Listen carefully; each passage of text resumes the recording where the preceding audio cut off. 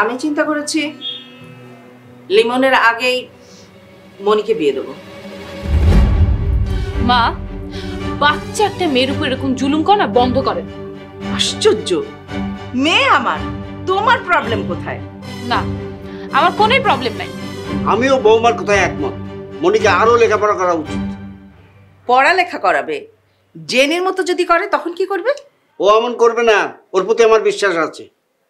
আমার কারোর প্রতি বিশ্বাস নেই। আবার কালকে পাত্রপক্ষ দেখতে আসবে। মেয়ে কি তোমার একলার? যা খুশি তাই করবে? আবার মুখে মুখে কথা বলছো?